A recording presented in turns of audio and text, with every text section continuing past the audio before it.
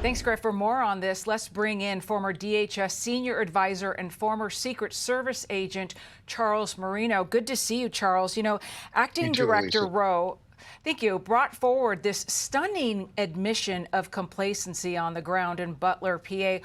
What are your thoughts when you watch the Secret Service and going forward, its ability to right the ship?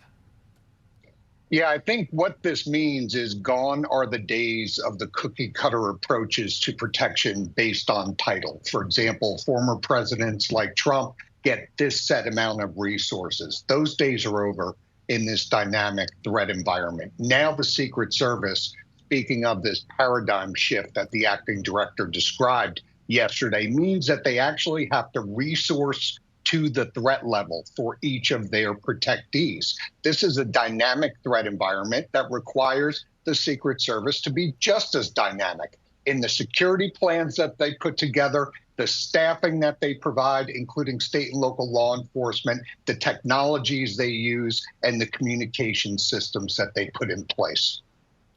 You know, Rowe also said that the agency is spread thin. Watch.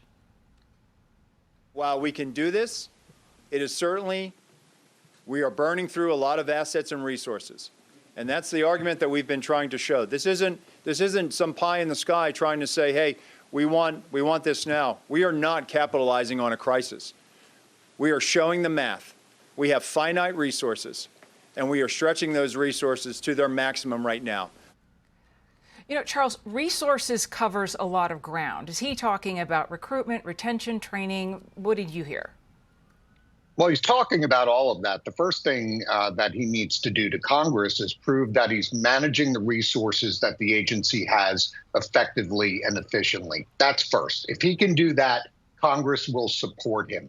But the resource issue is very important. The Secret Service has the United Nations General Assembly this month, on top of now 3 presidential level details, including former President Trump and Vice President Harris, and 2 VP level security details. So the problem is, you know, where do they get all these resources and how do they avoid burning out their manpower? They're already borrowing 1,500 special agents from Homeland Security investigations. Now, while these are law enforcement officers, they are not trained in the way that Secret Service agents are trained. It's that simple. The Secret Service needs to be able to sustain its operations on its own. And that's where Congress needs to come in. But this won't be solved overnight. Hiring, retention, these are all long projected issues for the agency to solve.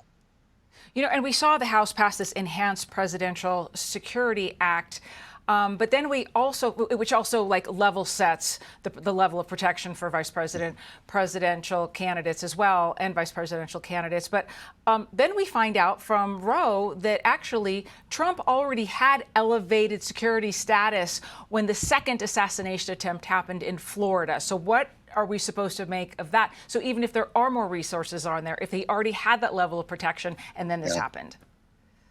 Yeah, not so sure they're speaking about the same thing, being Congress and the acting director, about what the expectations are for presidential level protection. I don't know if that was actually in place based on the incident that took place at the golf course on Sunday, where that perimeter was left unswept prior to the former president getting there. So I would dispute that. But what that bill does that passed the House and will likely pass the Senate is it takes away the discretion of the Secret Service. And this will also be a huge manpower drain, because the Secret Service would usually have free rein to interpret and analyze the threat environment and assign the resources as necessary. What this bill tells the Secret Service is we no longer trust you to make those decisions.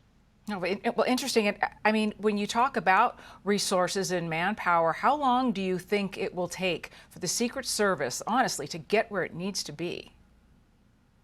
Unless they were able to do a rapid transfer of agents, say from the Homeland Security Investigations Agency, because they all fall under DHS, and say, look, if you're interested in becoming Secret Service agents, we'll put you through the training and switch you over immediately. Short of that, any traditional hiring and background checks and medicals and physicals, these take a year to get done for the typical applicant.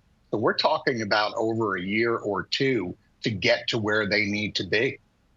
Yeah, it takes time, and here we are 45 days from Election Day. Charles Marino, so good to talk to you, so good to see you. Thank you. You too.